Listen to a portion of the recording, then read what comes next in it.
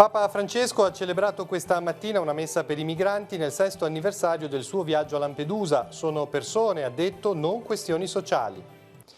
La missione della Chiesa è annuncio e testimonianza alle parole del pontefice all'Angelus. Da Francesco la preghiera per le vittime dell'attacco aereo ad un centro di detenzione in Libia. Lo scioglimento del voto ha radunato la comunità rapallese al santuario di Montallegro. Il vescovo ha invitato a non essere solo discepoli che ascoltano e ricevono, ma anche portatori della parola di Cristo. Sempre presente al fianco degli ammalati, discreta, capace di un bene che non fa rumore, consegnato alla Giannellina, suora d'Algisa Truffelli, l'edizione 2019 del premio Bontà Don Nando Negri. Ancora una vittoria del Gozzo di Sestri Levante alla terza prova del 60° Palio Marinaro del Tigullio, andata in scena nella Baia delle Favole. Domenica 21 a Chiavari la finale e la rievocazione storica.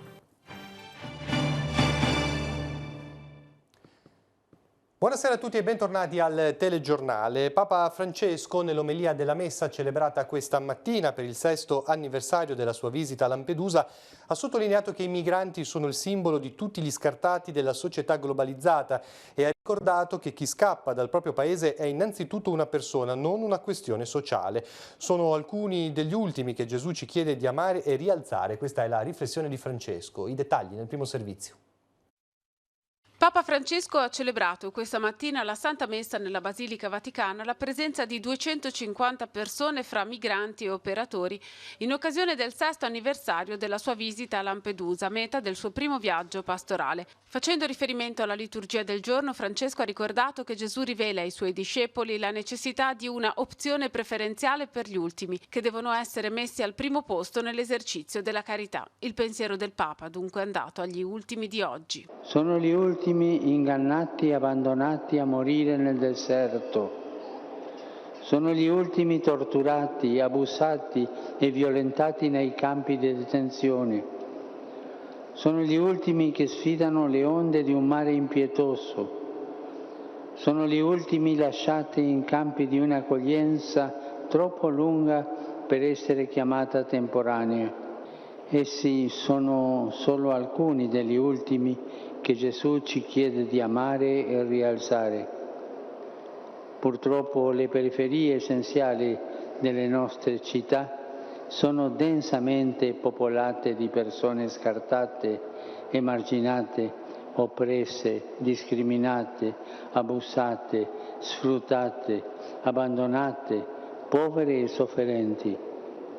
Sono persone, non si tratta solo di questioni sociali o migratorie, non si tratta solo di migranti, nel duplice senso che i migranti sono prima di tutto persone umane e che oggi sono il simbolo di tutti gli scartati della società globalizzata. Si tratta, fratelli e sorelle, di una grande responsabilità, dalla quale nessuno si può esimere se vogliamo portare a compimento la missione di salvezza e liberazione alla quale il Signore stesso ci ha chiamato a collaborare. Ora facciamo un passo indietro. Francesco all'Angelus ha esortato a pregare con cuore aperto affinché il Signore mandi missionari nel mondo. Sentiamo. L'invio da parte di Gesù di 72 discepoli in aggiunta ai 12 apostoli prefigura la missione della Chiesa di annunciare il Vangelo a tutte le genti. All'Angelus Papa Francesco ha legato la pagina evangelica alla preghiera affinché Dio Padre mandi operai a lavorare nel suo campo, che è il mondo. La preghiera, ha spiegato, non deve essere limitata alle nostre necessità. Una preghiera veramente cristiana se ha una dimensione universale. La missione è itinerante, richiede distacco e povertà, ha aggiunto Francesco, porta pace e guarigione, che sono segni della vicinanza di Dio, non è proselitismo ma annuncio e testimonianza. Questa richiesta di Gesù è sempre valida. Sempre dobbiamo pregare il padrone della messe, cioè Dio Padre, perché mandi operai a lavorare nel suo campo che è il mondo. Dopo la recita dell'Angelus, Papa Francesco ha infine invitato fedeli e pellegrini a pregare per le persone uccise o ferite in seguito all'attacco aereo che ha colpito nei giorni scorsi un centro di detenzione di migranti in Libia. Il pontefice ha anche ricordato tutte le vittime delle stragi recentemente avvenute in Afghanistan, Mali, Burkina Faso e Niger. La comunità internazionale non può tollerare fatti così gravi. Prego per le vittime. Il Dio della pace accolga i defunti presso di sé e sostenga i feriti. Auspico che siano organizzati in modo esteso e concertato i corridoi umanitari per i migranti più bisognosi. Ricordo anche tutte le vittime delle stragi che recentemente sono state compiute in Afghanistan, Mali, Burkina Faso e Niger. Ora veniamo in diocesi. La cerimonia di scioglimento del voto al santuario di Nostra Signora di Montallegro ha chiuso domenica le celebrazioni in onore della patrona di Rapallo. Tanti fedeli presenti nonostante l'acquazzone che si è abbattuto sul santuario in mattinata. Vediamo. Non possiamo essere una chiesa pigra, ferma, bloccata. Il Papa Francesco in fondo riprende l'invio di Gesù dicendo che chiede una chiesa missionaria, una chiesa che annunci, una chiesa che viva il Vangelo, una chiesa che si scuota. Gesù ci chiede di non essere solamente discepoli che ricevono e che ascoltano la parola, ma anche dei portatori di ciò che Lui ci ha dato. Se riceviamo l'annuncio del Regno, dobbiamo essere noi stessi in prima linea a portare questo messaggio. Questo uno dei messaggi che Monsignor Alberto Tanasini ha sottolineato maggiormente durante l'omelia, di fronte ad un nutrito gruppo di fedeli, giunti a Montallegro nonostante la pioggia battente. Tra questi era presente anche il sindaco di Rapallo, Carlo Bagnasco, per la consueta firma degli atti a testimonianza dell'offerta in favore del santuario. È un momento molto emozionante, è forse uno dei momenti più emozionanti di tutto l'anno e di tutto naturalmente anche il mandato elettorale. È stato un anno estremamente positivo, è un anno che, consentitemi anche particolare, un anno molto difficile per la pubblica amministrazione, però che ha avuto un miracolo. Ricordiamoci che è tutto a posto e secondo me grazie alla Madonna di Montallegro non abbiamo avuto neanche un ferito.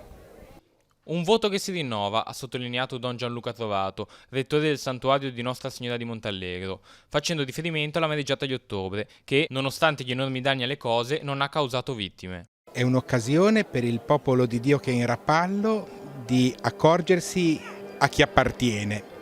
Di fatto si ci vota, cioè si ci lega a colui o a colei che riconosciamo essere nostro custode, nostro protettore.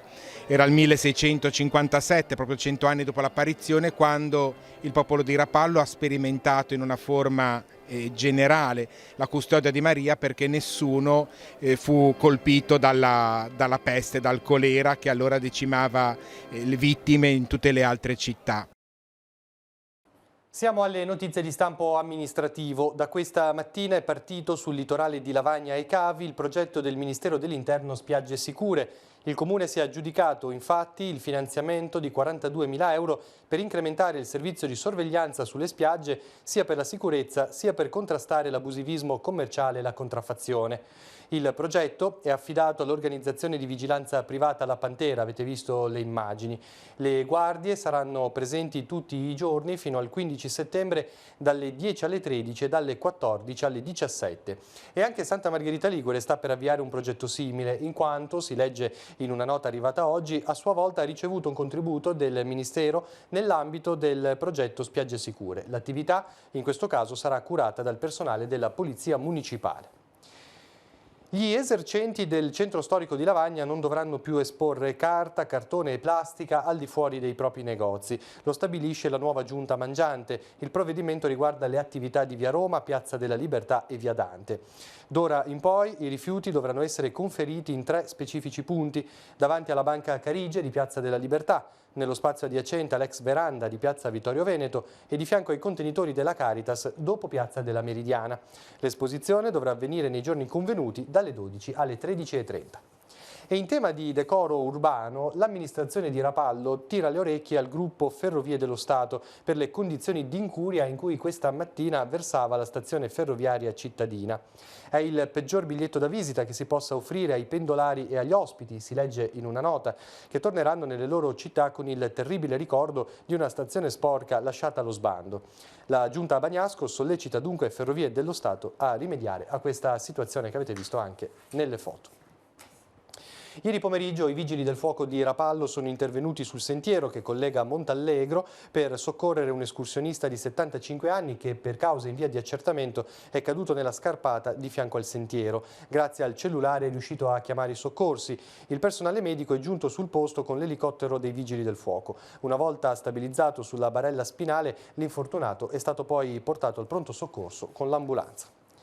E per la cronaca, uno straniero di 34 anni, pregiudicato, ieri mattina, nudo e completamente ubriaco, si è introdotto senza alcun motivo all'interno di un appartamento, di un bed and breakfast di Santa Margherita Ligure, dove in quel momento stava soggiornando una coppia. Sul posto i carabinieri che lo hanno individuato e bloccato nell'androne della struttura. E sempre a Santa Margherita Ligure, nell'ambito dei controlli da parte dei carabinieri, uno studente di 19 anni di Milano e uno spezzino di 43 anni sono stati denunciati per guida in stato di ebbrezza. Sono risultati positivi all'etilometro con un tasso rispettivamente pari a 1,63 e 1,48. Ad entrambi sono state ritirate le patenti. Nel 13° anniversario della scomparsa di Don Nando Negri, fondatore del Villaggio del Ragazzo, al Centro Professionale di San Salvatore di Cogorno si è svolta la consegna del Premio Bontà 2019. 5 le segnalazioni giunte quest'anno alla giuria del premio. Al termine si è svolta la consegna degli attestati di qualifica agli studenti della formazione professionale. Vediamo. Sempre presente al fianco degli ammalati, vicina ai sacerdoti infermi, nelle case di riposo e nelle abitazioni private. Per questi motivi il premio Bontà 2019 è stato assegnato alla suora Gianellina Adalgisa Truffelli. La religiosa porta nel cuore l'impronta di un incontro, quello con Don Nando Negri, con il quale ha avuto un legame di particolare spiritualità.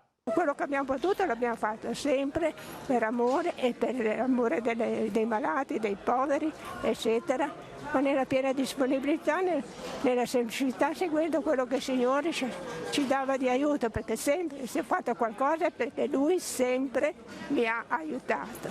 Non l'ho fatto Lui, io. È Lui che si è servito di me, cencetto per fare.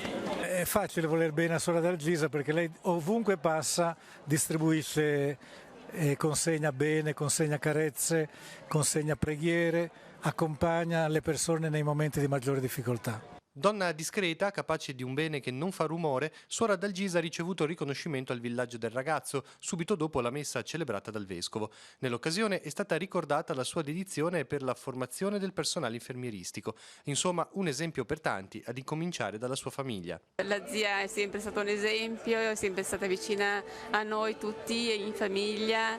Se c'era un problema, la prima ad essere avvisata per qualche motivo era lei, condivideva con noi tutto. Al termine della cerimonia sono stati consegnati gli attestati di qualifica ai ragazzi che hanno seguito e concluso la formazione professionale. Siamo contenti, è stato l'ultimo anno soprattutto molto bello e è stata una bella esperienza tutti questi 3 anni che abbiamo frequentato al villaggio. Questo corso è stato molto bello per i diversi laboratori, sicuramente impari molte cose e diciamo che è da consigliare. Ecco. Anche grazie agli insegnanti e allo stage che abbiamo fatto e mi sono trovata molto bene.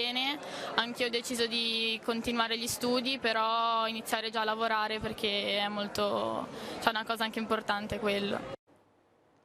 E questa sera alle ore 21 all'Istituto Gianelli di Chiavari sarà presentato ai genitori dei ragazzi iscritti alla scuola il progetto del nuovo liceo. Parteciperà alla presentazione il Vescovo insieme alla squadra che ha seguito in queste settimane i diversi aspetti educativi, gestionali ed operativi che portano al rilascio del liceo scientifico sportivo. La scuola sarà gestita da un'impresa sociale. Afferma Monsignor Alberto Tanasini, questi mesi hanno richiesto molto lavoro per mettere a punto un progetto di cui oggi siamo fieri perché stiamo per offrire al territorio di Chiavari una soluzione didattica unica. E a proposito di scuola, nei giorni scorsi sono state ridistribuite le deleghe dell'ex consigliere metropolitano Roberto Cella, decaduto dalla carica in quanto è cessato il suo ruolo di consigliere comunale a Rezzo Aglio. Il dimensionamento scolastico è stato assegnato al consigliere Agostino Bozzo, la delega allo sviluppo economico a Salvatore Muscatello, le politiche energetiche a Simone Ferrero, il piano strategico a Claudio Garbarino e le politiche del lavoro a Guido Guelfo. All'ex consigliere Cella invece è stato assegnato l'incarico a titolo gratuito per il reperimento dei fondi comunitari, un lavoro di vitale importanza per la tranquillità economica dell'ente. L'incarico durerà 1 anno, non avrà oneri per la città metropolitana, Cella sarà alle dirette dipendenze del sindaco Bucci. Cambio nel consiglio d'amministrazione della Fondazione Torriglia di Chiavari. Andrea Torchio sostituisce Vittorio Moro, dimessosi per motivi personali. Torchio, classe 1974, architetto in Fincantieri, è stato nominato dal sindaco Marco Di Capua. Ora la pagina degli appuntamenti, sfogliamo insieme l'agenda di Telepace e poi ci ritroviamo con le altre notizie.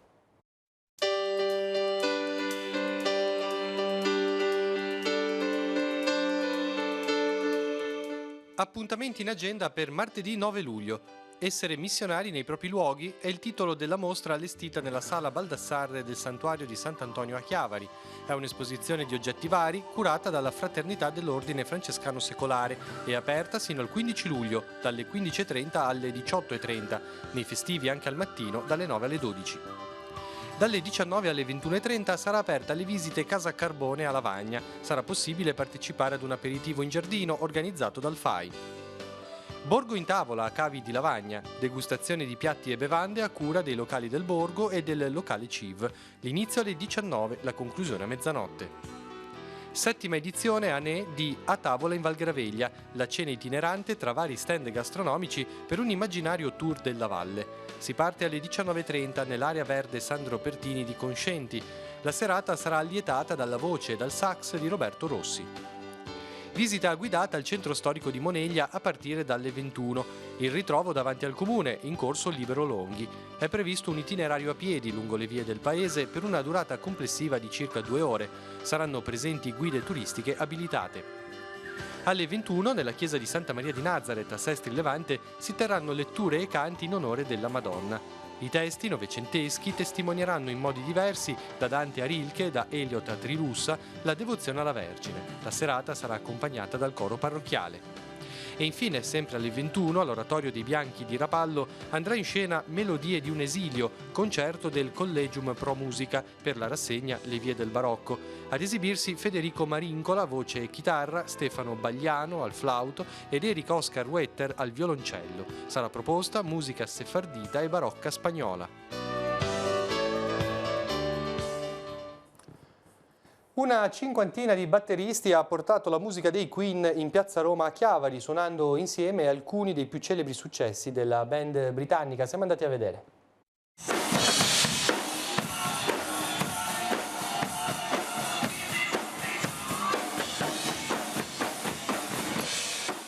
Un'orchestra di batteristi di ogni età per omaggiare una band culto come i Queen e portare la musica tra le persone. Un grande momento di condivisione che ha coinvolto oltre una cinquantina di musicisti e un pubblico numerosissimo di appassionati e curiosi.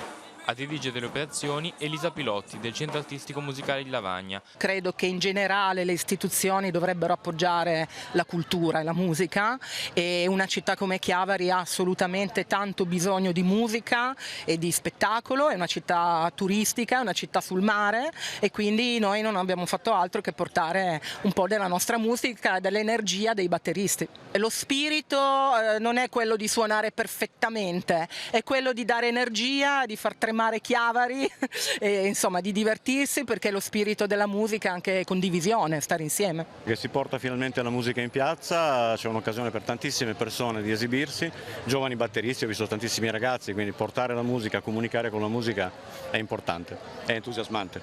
La musica deve poter raggiungere tutti, già il fatto di volerla praticare è qualcosa di estremamente sano. Ed è importantissimo che professionisti come amatori, come ragazzi delle prime armi abbiano occasione di incontrarsi, perché non c'è solo la musica ma anche lo scambio, il divertimento è questo.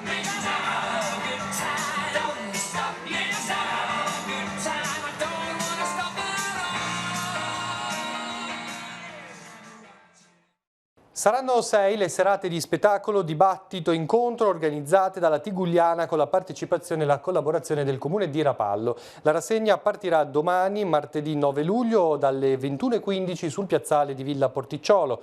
Nel corso delle 6 serate si alterneranno 33 ospiti tra scrittori, giornalisti, artisti e cantanti. Si parte con un appuntamento all'insegna del giallo e del noir, con la partecipazione di Maria Masella, Bruno Morchio, Ludovico Paganelli, Marinella Gagliardi e Carlo Lucardi. Sono iniziati i lavori di manutenzione degli impianti nella Galleria Madonna della Guardia lungo la statale 523 del Colle dei Centocroci a Castiglione Chiavarese. A realizzarli ANAS. La statale sarà chiusa in entrambe le direzioni in corrispondenza del chilometro 80 la notte tra le 22 e le 6 del mattino successivo fino al 12 luglio. Durante la chiusura il traffico in direzione nord sarà indirizzato sulla provinciale 40 per il santuario, con proseguimento sulla provinciale 54 e successivo rientro sulla 523. Il traffico in direzione sud invece sarà deviato sul percorso inverso. Ed è entrato in funzione il nuovo minibus sulla linea 82 Santa Margherita Ligure-Portofino. Il mezzo è più corto e quindi meno ingombrante rispetto alle esigenze di una strada complessa come la provinciale per Portofino. ATP ha acquistato un mezzo da 8 metri senza sacrificare la capienza, visto che il mezzo conta su 60 posti disponibili.